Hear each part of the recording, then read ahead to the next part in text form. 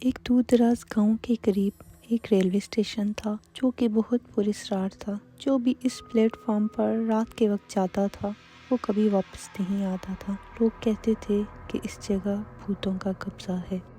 ریاض ایک نوجوان صحافی ان پراسرار کہانیوں کی حقیقت جاننے کا خواہش مند تھا۔ وہ بھوتوں کی کہانیوں پر یقین نہیں کرتا تھا۔ مہینے کی آخری رات وہ اپنے کیمرے اور نوٹ بک کے ساتھ اسٹیشن پر پہنچا۔ وہ پرعزم تھا کہ وہ اپنے سننے والوں کے لیے ایک سنسنی خیز کہانی لے کر لوٹے گا۔ اسٹیشن مکمل طور پر ویران تھا۔ ہوا یخ بستہ تھی۔ پلیٹ فارم پر ایک زنگ آلود لیمپ روشنی دے رہا تھا۔ ریاض نے اپنی گھڑی دیکھی۔ رات کی ٹھیک 11:50 ہو رہے تھے۔ وہ ایک بینچ پر بیٹھ گیا اور انتظار کرنے لگا۔ ٹھیک 12 بجے دور سے ایک سیٹی کی آواز آئی اور اچانک خاموش ہو گئی۔ دھند کے درمیان سے ایک پرانی بھاپ والی ٹرین نمودار ہوئی۔ ٹرین کے انجن سے نکلنے والی روشنی مدھم اور عجیب تھی۔ اس کے دروازے خود بخود کھل گئے۔ ریاض ہچکچاتے ہوئے ٹرین میں داخل ہو گیا۔ سب کچھ بہت پرانا اور عجیب تھا۔ نشستیں خالی تھیں لیکن ایسا لگ رہا تھا ان پر لوگ بیٹھے ہوں۔ ہوا میں ایک گمبھیر خاموشی چھائی ہوئی تھی، جیسے کوئی چھپا ہوا خطرہ ہو۔ آواز سنائی دی، تمہیں یہاں نہیں آنا چاہیے تھا۔ ریاض نے کیمرہ نکال کر تصاویر لینی شروع کی لیکن ہر تصویر دھندلی آ رہی تھی۔ اس نے اپنی نوٹ بک نکالی اور جیسے ہی لکھنا شروع کیا تو آواز پھر سنائی دی، تمہیں یہاں نہیں آنا چاہیے تھا۔ ریاض نے پلٹ کر دیکھا لیکن وہاں کوئی نہیں تھا۔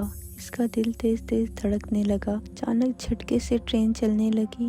ریاض کھڑکی سے باہر دیکھنے کی کوشش کر رہا تھا لیکن کھڑکی سے باہر کچھ نظر نہیں آ رہا تھا۔ کوئی منظر، نہ کوئی روشنی، صرف گہرا اندھیرا۔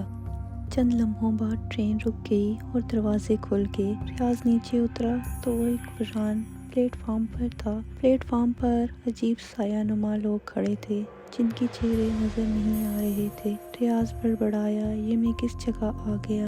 اسے ایک سرگوشی سنائی دی، یہ ان لوگوں کی جگہ ہے جو مر چکے ہیں لیکن ان کی موت کو قبول نہیں کیا گیا۔ تم یہاں زندہ نہیں رہ سکتے۔ ریاض خوفزدہ ہو گیا۔ وہ بھاگنے کی کوشش کرنے لگا لیکن اس کے قدم زمین پر جم گئے جیسے کسی نے جکڑ لیا ہو۔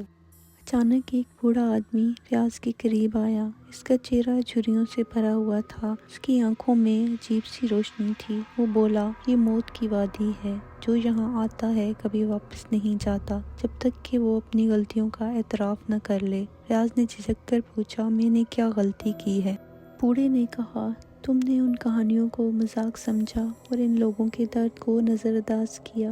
اب تمہاری باری ہے۔ ریاض نے گھبرا کر التجا کی، مجھے جانے دو، میں نے غلطی کی ہے پر میں واپس جانا چاہتا ہوں۔ بوڑھے آدمی نے کہا، اگر تم اپنی زندگی بچانا چاہتے ہو تو اپنی غلطیوں کا سامنا کرو جنہیں تم نے ہمیشہ نظر انداز کیا۔